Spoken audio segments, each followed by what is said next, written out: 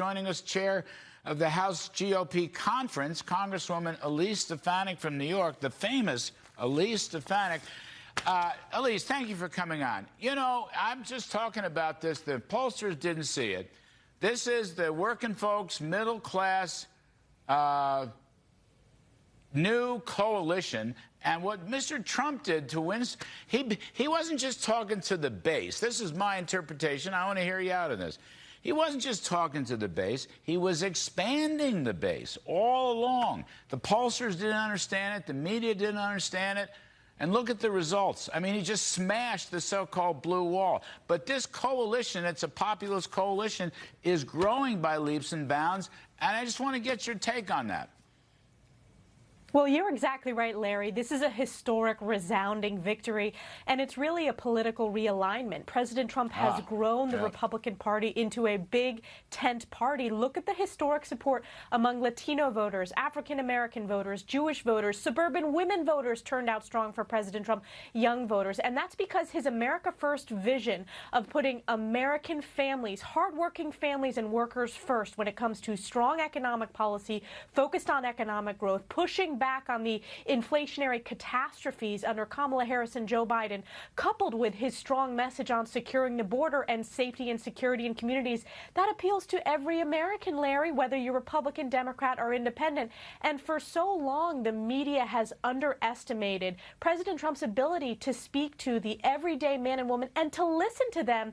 And the media elites have totally missed that in the polling. Look at the shattering of the blue wall. Look at the popular vote. And then look at his performance in blue states traditionally like New York. He did better in the state of New York than he did better than any Republican candidate since Ronald Reagan. That is a historic feat. So there's going to be a lot of discussion, but this is the new Republican Party to stay, and it's President Trump's party. You know, it's so interesting. It's like here, you know, at least I call it it's the magic of our democracy. The voters are smart. I think Democrats think voters are stupid. They're dumb, they're garbage, they're, you know, deplorables. Voters are smart. So 3/4 of them said we're going in the wrong direction. We've had enough. We don't want inflation and affordability crisis. We're sick and tired of the woke culture and all the rest of it. And so they voted on it. I mean, in some sense, it's very simple. But in another sense, people didn't believe what happened. You believed it would happen. Trump believed it would happen. You know, Rick Scott ran on it in Florida. They came after him. He won by double digits, for heaven's sake. I mean, this is the new politics. You're right. This is the realignment politic. A new working class, middle class coalition that includes, okay, Wall Streeters want to play with this. Fine. They're invited too. I'm just saying, you got Silicon Valley coming along. This could grow, right? I mean, you got to pick up more seats in the House. Tell me about the House. It's going to be difficult. We are going to pick up more seats in the House, and here's why, Larry. If you look at how strong President Trump ran in California, this is stronger than 2020, and we were able to hold those seats in 2020 and in 2022. I think we have a pickup opportunity there. We have a pickup opportunity in Alaska. The Northern Maine District is moving our way. So the media was so quick to say that Democrats would gain seats. We think we will build this majority based upon the data we have. Remember, we already flipped 2 seats in Pennsylvania. We flipped a district in Michigan. We gained a district in North Carolina with redistricting. Unfortunately, we held the line in New York with 2 losses there, but we came out very strong. Democrats tried to build their majority through New York State, and we stopped that. But you said something very important, and I always say this when I speak to voters because I believe it. The American people are smart. Yes. Voters are smart. So when you have a Democrat Party saying the economy is strong, the economy is working, and yet voters and the American people go to the grocery store every single day, they see the increase in prices eating away at their family's budget. They see the wage and salary cuts because of the inflationary impacts. People see with their own eyes, no matter how much the mainstream media and the Democrat Party tried to push this narrative. I agree with you. Voters are smart. They wanted a new direction, and that's why they voted for Trump. You know, it's the magic of American democracy. You believe in freedom. You believe in the voters. You believe in free elections. You believe in free markets. You know, I've spent my career on this point, and once again, it was proven. Once again, ordinary people gave Donald Trump a landslide last night, okay? That's really what happened. Democrats never saw it come. Elise, I'm going to lose you, but I want to say one thing. You're in a leadership... oh, good. We got you for a little bit.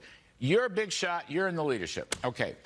I hope that you'll keep the fight. You know, DEI, extremism, affirmative action, not merit, anti-Semitism, which is part of the DEI affirmative action thing.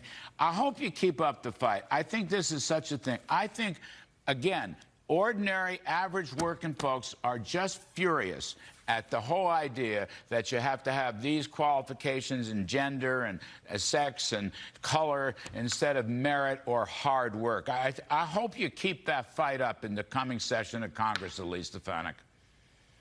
We're going to, Larry, and here is what is important. It's not just our higher ed institutions. It's in our government bureaucracies as well. So we are going to need strong people at the helm in the Trump administration to root out the DEI and the CRT rot that the left and the Democrats have put into place. Whether it's all of the agencies, we see it in DOD, in my position on the House Armed Services Committee. We see it at the UN. We see it in the intelligence agencies as well. We need to focus on the key missions of those agencies and not this progressive wish list that has really turned into intellectual laziness and has not allowed merit to rise to the top. We are a meritocratic society. We want exceptionalism and give everyone equal opportunity, not pitting people against one another. I was proud to lead that fight, and I will tell you, Larry, if you look at President Trump's overperformance with Jewish voters, specifically in the state of Pennsylvania, we set off an earthquake with those congressional hearings. It mattered significantly, coupled with Kamala Harris's and Joe Biden's failure to stand with Israel compared to President Trump's strong record. So people have woken up, and they're making their voices heard through their vote. You know, there's this Biden-Harris administration legacy: a war against Catholics, a war against Jews, a war against religion, Elise Stefanik. And as my former boss and dear friend and mentor, William F. Buckley, argued in books and everything, if you don't have religion in families, if you don't have religion in communities, if you don't have religion in a country, you're doomed to failure. And I hope you keep that fight up, because it's so darn important. Thank you, Larry. It is a great day in America, and we're grateful for the American people's support for President Trump. It's we, the people, that saved this country by voting for President Trump, flipping the Senate, and we will hold the House. All right. Elise Stefanik, you are terrific. You are a superstar.